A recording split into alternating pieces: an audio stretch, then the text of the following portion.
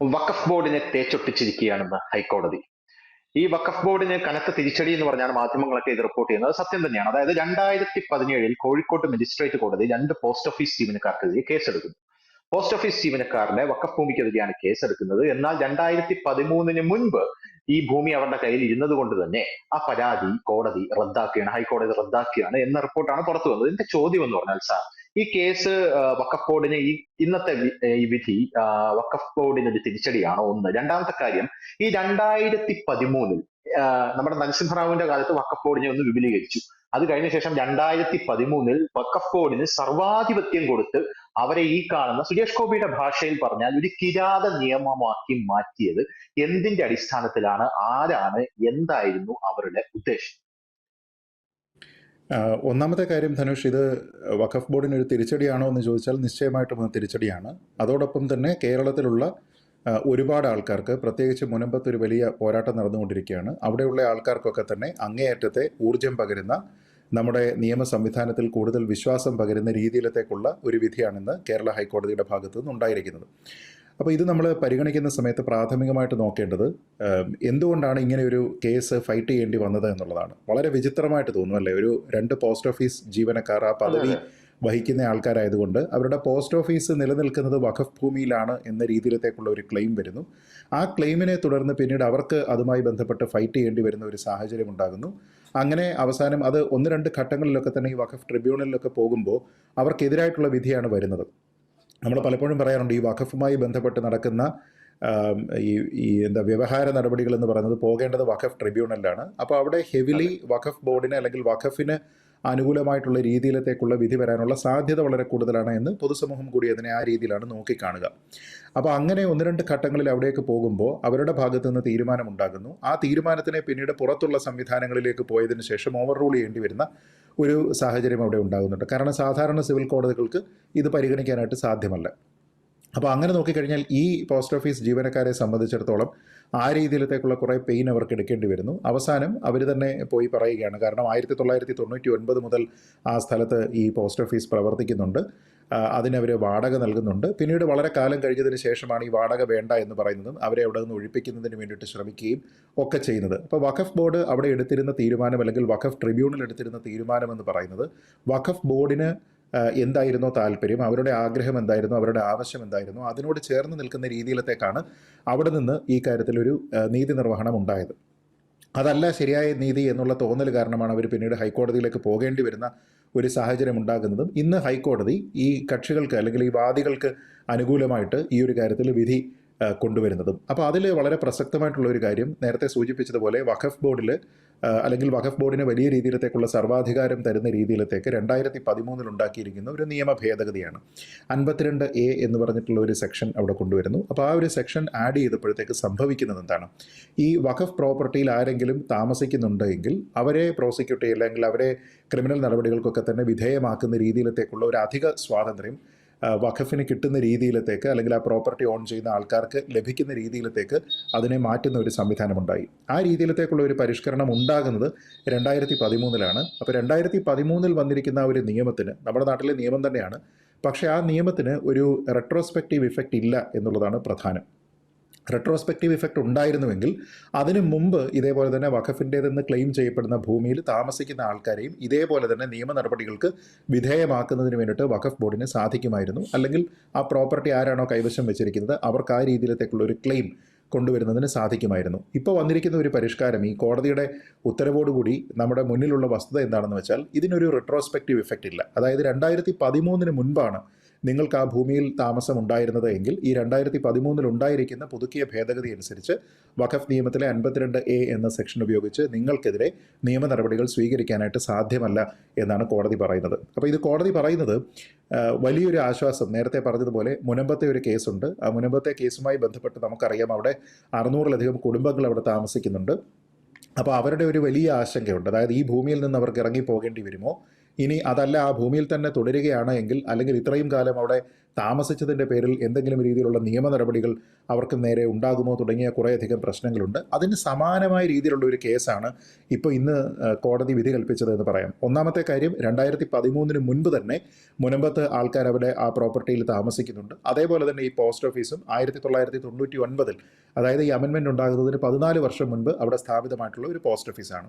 രണ്ടാമത്തെ ഏറ്റവും പ്രധാനപ്പെട്ട കാര്യമെന്ന് പറഞ്ഞാൽ ഈ നിയമത്തിന് റെട്രോസ്പെക്റ്റീവ് എഫക്റ്റ് ഇല്ലാത്തത് കൊണ്ട് തന്നെ മുനമ്പത്ത് താമസിക്കുന്ന ആൾക്കാർക്കും ഈ വിധിയുടെ ചുവട് പിടിച്ചുകൊണ്ട് ഇതിൻ്റെ ആനുകൂല്യം ലഭിക്കും. അപ്പോൾ അവരെയും ഈ രീതിയിലത്തേക്ക് പ്രോസിക്യൂട്ട് ചെയ്യുന്നതിന് വേണ്ടിയിട്ടോ അവർക്കെതിരെ നിയമ നടപടികൾ സ്വീകരിക്കുന്നതിന് വേണ്ടിയിട്ടോ സംവിധാനത്തിന്, വഖഫ് ബോർഡിനെ ഒക്കെ തന്നെ കഴിയാത്ത ഒരു സാഹചര്യം ഉണ്ടായി വരിക എന്ന് പറയുന്നത് വളരെ പ്രധാനമാണ്. പിന്നെ വലിയൊരു ആശങ്കയുണ്ടല്ലോ, അതായത് നിയമം എന്ന് പറയുന്നത്, നിയമ സംവിധാനം, നീതി നിർവഹണ സംവിധാനം എന്ന് പറയുന്നത് നമ്മുടെ ബാലൻസിലേക്ക് വരാം എന്നുള്ള ഒരു ആത്മവിശ്വാസം അവിടെ താമസിക്കുന്ന ആൾക്കാർക്കുണ്ട്. അതുകൊണ്ടാണ് ഒരു പക്ഷേ വലിയ പ്രാധാന്യം കിട്ടാതെ പോകേണ്ടിയിരുന്ന ഒരു വിധി ഇന്ന് വലിയ പ്രാധാന്യം നേടിയിരിക്കുന്നത്. വലിയ പ്രാധാന്യം കിട്ടാതെ പോകേണ്ടിയിരുന്ന എന്ന് ഞാൻ പറയുന്നതിൻ്റെ പ്രധാനപ്പെട്ട കാരണം, ഇത് ഇപ്പോൾ കേരള ഹൈക്കോടതി പറഞ്ഞിരിക്കുന്ന സുപ്രധാനമായിട്ടുള്ള ഒരു ആദ്യത്തെ വിധിയല്ല. കഴിഞ്ഞ വർഷം സമാനമായിട്ടുള്ള ഒരു കേസിൽ ഒരു വിധി സുപ്രീം കോടതിയുടെ ഭാഗത്തു നിന്നുണ്ടായിട്ടുണ്ട്. അത് സുപ്രീം കോടതിയുടെ ഭാഗത്തു നിന്നുണ്ടായിരിക്കുന്നതിനെ പറ്റി ഇന്ന് പല മാധ്യമങ്ങളിലും അതിൻ്റെ ഒരു റെഫറൻസും ഉണ്ട്. ഞാൻ മനസ്സിലാക്കുന്നത് PV Nidheesh versus Kerala state Waqf board എന്ന് പറഞ്ഞിട്ടുള്ള ഒരു കേസാണ്. 2023 സുപ്രീം കോടതിയാണ് അത് പരിഗണിച്ചത്. അത് രവീന്ദ്ര ഭട്ടും ദീപാങ്കർ ദത്തയും ചേർന്നിട്ടുള്ള ബെഞ്ചാണ് അത് പരിഗണിച്ചത്. എന്നിട്ട് അന്ന് ഇതേപോലെ തന്നെ സമാനമായിട്ടുള്ള ഒരു കാര്യമാണ്, ഈ അഗ്രീവ്ഡ് പാർട്ടിക്ക് ഇതേപോലെ തന്നെ 2013 ശേഷം ഉണ്ടാക്കിയിരിക്കുന്ന, അല്ലെങ്കിൽ അന്ന് ഉണ്ടാക്കിയിരിക്കുന്ന ആ നിയമത്തിന് അനുസരിച്ച് വഖഫ് പ്രോപ്പർട്ടിയുമായി ബന്ധപ്പെട്ട് നിയമ നടപടികൾ നേരിടേണ്ടി വരുന്ന ഒരു സാഹചര്യം ഉണ്ടാകുന്നു. അത് സുപ്രീം കോടതിയിലേക്ക് എത്തുമ്പോൾ സുപ്രീം കോടതി തന്നെ പറയുന്നുണ്ട് 2013 വന്നിരിക്കുന്ന ഒരു നിയമമാണ്, അപ്പോൾ അതിൻ്റെ ക്രിമിനലൈസ് ചെയ്യുന്ന പ്രൊവിഷൻസ് അല്ലെങ്കിൽ ആക്ഷൻസ് എടുക്കേണ്ടി വരുന്ന പ്രൊവിഷൻസ് ഒന്നും തന്നെ റെട്രോസ്പെക്റ്റീവ് എഫക്റ്റ് ഇല്ല. അതായത് ആ നിയമം വന്നിരിക്കുന്നതിന് മുൻപ് സമാനമായിട്ടുള്ള ഒരു സാഹചര്യം ഉണ്ടെങ്കിൽ അതിനെ നേരിടാനായിട്ട് ഇതിനെ ഉപയോഗിക്കാൻ പാടില്ല എന്ന് പറയുന്നുണ്ട്. അപ്പോൾ അങ്ങനെ സുപ്രീം കോടതി തന്നെ ഒരു വിധി പറഞ്ഞിട്ടുണ്ട് എങ്കിൽ, സവിശേഷമായിട്ടുള്ള ഒരു നിയമം അതുമായി ബന്ധപ്പെട്ട് നമ്മുടെ നാട്ടിൽ നിലവിലില്ല എങ്കിൽ that becomes the law of the land. അപ്പോൾ സുപ്രീം കോടതി പറഞ്ഞിരിക്കുന്ന ഒരു കാര്യം 2023 അവിടെ ഒരു മാർഗ്ഗനിർദ്ദേശക തത്വമായിട്ട് കേരള ഹൈക്കോടതിക്ക് മുന്നിലുണ്ട്. അപ്പോൾ കേരള ഹൈക്കോടതിയെ സംബന്ധിച്ചിടത്തോളം ഇന്ന് കുറച്ചുകൂടി എളുപ്പമായി കാര്യങ്ങൾ, കാരണം സുപ്രീം കോടതി ഈ കാര്യത്തിൽ ഒരു അഭിപ്രായം പറഞ്ഞിട്ടുണ്ട്. അതിനെ മറികടന്നുകൊണ്ട് മറ്റൊന്നും തന്നെ ഇനി എടുക്കാനായിട്ട് കേരള ഹൈക്കോടതിക്ക് സാധിക്കില്ല. അവർക്ക് കുറച്ചുകൂടി എളുപ്പമായി. അപ്പോൾ ഈ രണ്ട് വിധികൾ, കേരള ഹൈക്കോടതിയിൽ നിന്ന് ഇപ്പോൾ വന്നിരിക്കുന്ന വിധിയാണെങ്കിലും സുപ്രീം കോടതിയുടെ നേരത്തെയുള്ള കീഴ്വഴക്കം സൃഷ്ടിച്ചിരിക്കുന്ന വിധിയാണെങ്കിലും, ഇത്തരത്തിലുള്ള വഖഫ് ക്ലെയിം ചെയ്തിരിക്കുന്ന ഭൂമിയിൽ താമസിച്ചിരിക്കുന്ന ആൾക്കാർക്ക്, 2013 മുമ്പ് താമസിച്ചിരിക്കുന്ന ആൾക്കാരെ സംബന്ധിച്ചിടത്തോളം അവർക്ക് ആ പ്രോപ്പർട്ടിയുമായി ബന്ധപ്പെട്ട് എന്തെങ്കിലും ഒരു നിയമ നടപടികളിലേക്ക് പോകേണ്ടുന്ന ഒരു സാഹചര്യം അവർക്ക് അത് ഒഴിവാക്കി കിട്ടുന്നുണ്ട്. അത് ശുഭകരമായിട്ടുള്ളൊരു കാര്യമാണ്. അതുകൊണ്ട് ഈ വിധി എനിക്ക് തോന്നുന്നത് ഇനി വരും ദിവസങ്ങളിൽ കൂടുതലായിട്ട് ചർച്ച ചെയ്യപ്പെടും. അവിടെയുള്ള ആൾക്കാർക്ക്, മുനമ്പത്തുള്ള ആൾക്കാർക്ക്, അവരോട് ഐക്യദാർഢ്യം പ്രഖ്യാപിക്കുന്ന ആൾക്കാർക്ക്, കേരളീയ പൊതുസമൂഹത്തിനൊക്കെ തന്നെ വലിയ രീതിയിൽ ആശങ്കകൾ അകറ്റുന്ന, അവർക്കൊരു വലിയ ആശ്വാസം നൽകുന്ന രീതിയിലത്തേക്കുള്ള ഒരു വിധിയായി ഇത് പരിണമിക്കും എന്നാണ് ഞാനിപ്പോൾ മനസ്സിലാക്കുന്നത്. സാർ, ഈ വഖഫ് ബോർഡിന് ആരാണ് സാർ 2013 ഇത്രയധികം അധികാരങ്ങൾ വാരിക്കോരി കൊടുത്തത്? എന്താണ് അതിന്റെ പിന്നിലെ ഉദ്ദേശം? മുസ്ലിം പ്രീണനമായിരുന്നു അന്ന് ഉണ്ടായിരുന്ന മൻമോഹൻ സിംഗ് സർക്കാരിന്റെ ഈ ഒരു നടപടിക്ക് പിന്നിൽ ഉണ്ടായിരുന്നത്? നമ്മൾ നേരത്തെ തന്നെ സംസാരിച്ചിട്ടുള്ളതുപോലെ ധനുഷ്, ഒരു ജനാധിപത്യ പുരോഗമന സൊസൈറ്റിയിൽ, അങ്ങനെയുള്ള ഒരു സമൂഹത്തിൽ ഒരിക്കലും നടപ്പാക്കാൻ പാടില്ലാത്ത രീതിയിലത്തേക്കുള്ള പ്രൊവിഷൻസാണ് ഈ വഖഫ് ആക്റ്റിലുള്ളത്. അതുകൊണ്ട് തന്നെയാണ് ഈ വൈകിയ വേളയിലെങ്കിലും അതിലൊരു പരിഷ്കാരം ഉണ്ടാകുക എന്നുള്ളത് പ്രധാനമാകുന്നത്. ഈ വഖഫ് നിയമം തന്നെ ഉണ്ടാകുന്നത് മുമ്പുണ്ട്. 1995 അതിനെ കുറച്ചുകൂടി മുറുക്കി ഒന്ന് ടൈറ്റൻ ചെയ്തു എന്ന് വേണമെങ്കിൽ പറയാം. അപ്പോൾ അത് കൂടുതൽ അതിന് പവേഴ്സ് ആൾക്കാർക്ക് കിട്ടുന്ന രീതിയിലത്തേക്ക്, അല്ലെങ്കിൽ വഖഫ് ബോർഡിന് കൂടുതലായിട്ടുള്ള പവേഴ്സ് കിട്ടുന്ന രീതിയിലത്തേക്ക് വന്നു.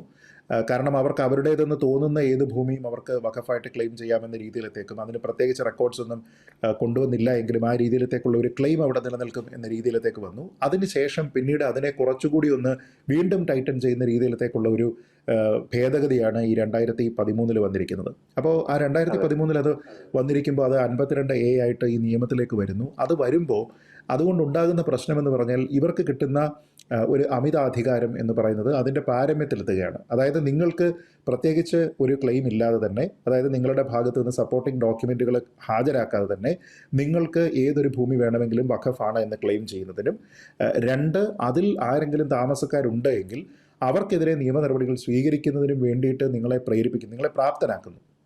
അങ്ങനെ ആക്കുക എന്ന് പറഞ്ഞു കഴിഞ്ഞാൽ ഒരുപക്ഷെ ഇന്ത്യയിൽ ഒരു സംവിധാനത്തിനും, ഒരു സ്റ്റേറ്റിന് പോലും എനിക്ക് തോന്നുന്നില്ല അങ്ങനത്തെ രീതിയിലത്തേക്കുള്ള ഒരു അധികാരം.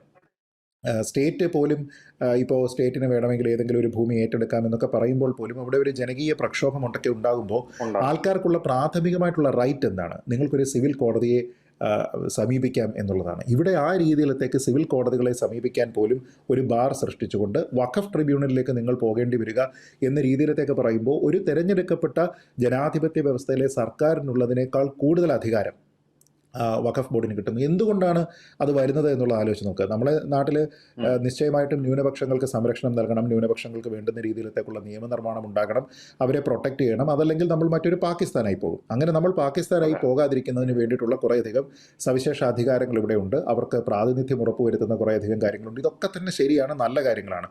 പക്ഷേ അതിനപ്പുറത്തേക്ക് നമ്മൾ ഇതിനെ കൊണ്ടുവന്ന് ഇവർക്ക് പരമാധികാരം നൽകുന്ന രീതിയിലത്തേക്ക് ഒരു വഖഫ് ബോർഡിനെ കോൺസ്റ്റിറ്റ്യൂട്ട് ചെയ്യുക, അവർക്ക് രാജ്യത്ത് മറ്റാർക്കും ഇല്ലാത്ത രീതിയിലത്തേക്കുള്ള തിരഞ്ഞെടുക്കപ്പെട്ട ഒരു സർക്കാരിന് പോലും ഇല്ലാത്ത രീതിയിലത്തേക്കുള്ള അമിതാവകാശങ്ങൾ നൽകുക, അത് ക്ലെയിം ചെയ്യുമ്പോൾ അതിനെ ക്വസ്റ്റ്യൻ ചെയ്യുന്നതിന് വേണ്ടി പോലുമുള്ള സംവിധാനം എന്ന് പറയുന്നത് അവർക്ക് കൺട്രോൾ ചെയ്യാൻ പറ്റുന്ന രീതിയിലത്തേക്കുള്ള ഒരു സംവിധാനമാക്കുക എന്ന് പറയുമ്പോൾ ഇതിൽ സാമാന്യ നീതി നിഷേധം എന്ന് പറയുന്ന ഒരു കാര്യമുണ്ട്. ഒരു സാധാരണ ഒരു ഇന്ത്യൻ പൗരനെ സംബന്ധിച്ചിടത്തോളം തുല്യനീതി എന്ന കാര്യത്തിന് വേണ്ടിയിട്ട് അവന് പൂർണ്ണമായിട്ടുള്ള അവകാശവും സ്വാതന്ത്ര്യവുമുണ്ട്. അതുപോലും ലംഘിക്കപ്പെടുന്ന രീതിയിലത്തേക്ക് ഈ നിയമം പോവുകയാണ്. അപ്പോൾ എനിക്ക് വലിയ സംശയമുണ്ട് കേട്ടോ, ഇത് ഒരു മുസ്ലിം രാജ്യത്ത് പോലും ഈ രീതിയിലത്തേക്കുള്ള നിയമങ്ങളൊക്കെ തന്നെ നിലനിൽക്കുന്നുണ്ടോ എന്ന കാര്യത്തിൽ എനിക്ക് വലിയ സംശയമുണ്ട്. അപ്പോൾ അങ്ങനെ നോക്കിക്കഴിഞ്ഞാൽ ഇതിനെ മതപ്രീണനം എന്ന നിലയ്ക്ക് പരിഗണിക്കുന്ന ആൾക്കാരുണ്ടാവാം. അതേപോലെ തന്നെ ഇതിനെ വളരെ വലിയ രീതിയിലുള്ള ജനാധിപത്യ ധ്വംസനമായിട്ട് കരുതുന്ന ആൾക്കാരുണ്ടായിരിക്കാം. എന്താണെങ്കിലും ഇത് ശരിയായ രീതിയിലത്തേക്കുള്ള ഒരു പ്രവണതയല്ല. അങ്ങനെ ഉണ്ടായിരിക്കുന്ന കാര്യങ്ങളെല്ലാം തന്നെ പരിമിതപ്പെടുത്തുന്നതിന് വേണ്ടിയിട്ടാണ് ഇപ്പോഴത്തെ ഭേദഗതി വരുന്നത്. പക്ഷേ ഇനി അതിനപ്പുറത്തേക്ക് ഈ ഭേദഗതിയാണോ നമുക്ക് ആവശ്യമെന്ന് ചോദിച്ചാൽ ആ ഭേദഗതിയിൽ പോലും നമ്മളാരും തൃപ്തരാകേണ്ടതില്ല എന്നുള്ളതാണ് എൻ്റെ അഭിപ്രായം. കാരണം ഈ പറഞ്ഞിരിക്കുന്ന പല കാര്യങ്ങളെയും ഇല്ലാതെയാക്കുക, അത് ഒരുപക്ഷെ ഒരു യൂണിഫോം സിവിൽ കോഡൊക്കെ ഉണ്ടാകുന്ന സമയത്ത് നമുക്ക് സംഭവ്യമാകുമെന്ന് പ്രതീക്ഷിക്കാവുന്ന കാര്യമാണ്. കാരണം ലാൻഡ് കൈമാറ്റം ചെയ്യപ്പെടുന്നത് എങ്ങനെയാണ്, ലാൻഡിലേക്കുള്ള അവകാശം എങ്ങനെയാണ് നിർണ്ണയിക്കപ്പെടേണ്ടത് തുടങ്ങിയ കാര്യങ്ങളെല്ലാം തന്നെ സിവിൽ നിയമങ്ങളുടെ ഭാഗമായിട്ട് കൂടി പരിഗണിക്കപ്പെടേണ്ടതാണ്. അപ്പോൾ രാജ്യത്തുള്ള എല്ലാ ജനങ്ങൾക്കും തുല്യമായ രീതിയിലത്തേക്കുള്ള നീതി നടപ്പാക്കുന്ന, ഒരാളിനും കിട്ടേണ്ടുന്ന അർഹിക്കപ്പെട്ട അർഹതയുള്ള നീതിക്ക് നിഷേധം നടത്താൻ കഴിയാത്ത രീതിയിലത്തേക്കുള്ള ഒരു ബാലൻസ്ഡ് ആയിട്ടുള്ള ഒരു സിസ്റ്റം വരണമെങ്കിൽ ഇത് വീണ്ടും വിരൽ ചൂണ്ടുന്നത് യൂണിഫോം സിവിൽ കോഡ് പോലെയുള്ള പരിഷ്കാരങ്ങൾ നമ്മുടെ നാട്ടിൽ ഉണ്ടാകണമെന്നും അത് സെക്യുലർ ആയിരിക്കണം എന്നുള്ളതാണ്. ഏതെങ്കിലും ഒരു മതവിഭാഗത്തിന് കൂടുതൽ പ്രോമിനൻസ് കിട്ടുന്ന രീതിയിലത്തേക്കല്ല അത് വരേണ്ടത്. ധനുഷ് ഒന്ന് ആലോചിച്ച് നോക്കിക്കഴിഞ്ഞാൽ ഇപ്പോൾ ഈ വഖഫ് ബോർഡിനെ റീകോൺസ്റ്റിറ്റ്യൂട്ട് ചെയ്യുന്ന സമയത്ത് അതിൽ മുസ്ലിം ഇതര മതവിഭാഗങ്ങളിലുള്ള ആൾക്കാരുടെ പ്രസൻസ് പോലും പറ്റും എന്ന് പറയുമ്പോൾ പോലും ഉണ്ടാകുന്ന എതിർപ്പ് എന്താണ്? ഇത് മതപരമായിട്ടുള്ള ഒരു കാര്യമാണ്, വിശ്വാസപരമായിട്ടുള്ള ഒരു കാര്യമാണ്, അതുകൊണ്ട് മറ്റാൾക്കാരെ ഇതിനൊക്കെ ഇൻക്ലൂഡ് ചെയ്യാൻ പറ്റില്ല എന്ന് പറയുന്നു. പക്ഷേ ഇതിൻ്റെ പരിണത ഫലങ്ങൾ ആരാണ് അനുഭവിക്കുന്നത്?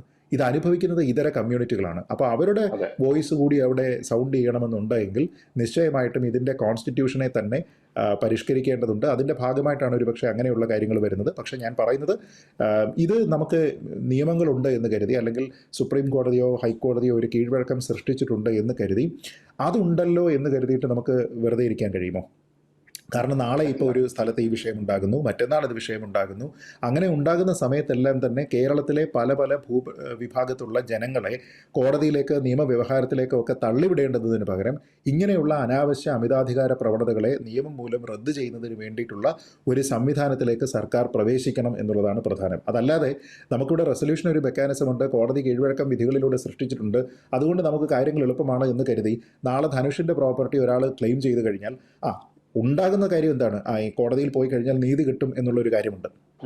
പക്ഷേ ധനുഷ് കോടതിയിൽ പോയി നീതി കിട്ടേണ്ടതുണ്ടോ? അതല്ലാതെ ഈ നാട്ടിലൊരു നിയമം പരിഷ്കരിച്ചു കഴിഞ്ഞാൽ കോടതിയിൽ പോകാതെ തന്നെ ധനുഷിന് നീതി കിട്ടേണ്ടുന്ന രീതിയിലത്തേക്കുള്ള ഒരു സംവിധാനം ഇവിടെ ഉണ്ടോ എന്നാണ് നമ്മൾ ചിന്തിക്കേണ്ടത്. അപ്പോൾ ജനങ്ങൾക്ക് കൂടുതലായിട്ടുള്ള സ്വാതന്ത്ര്യം, തുല്യത തുടങ്ങിയ കാര്യങ്ങൾ നൽകുന്നതിൻ്റെ ഭാഗമായിട്ട് ഇങ്ങനെ എന്താണ് നമ്മൾ പറയുന്നത്, ഈ കാലപ്പഴക്കമുള്ള ഇന്നത്തെ കാലത്ത് യാതൊരു വിധത്തിലുള്ള പ്രസക്തിയുമില്ലാത്ത നമ്മുടെ ഭരണഘടനയുടെ അടിസ്ഥാന തത്വങ്ങൾക്ക് വിരുദ്ധമായിട്ടുള്ള നിയമങ്ങൾ ഉണ്ടാകാൻ പാടില്ല എന്നുള്ളതാണ് എൻ്റെ അഭിപ്രായം. വളരെ നന്ദി Shri Panicker. Thank you so much.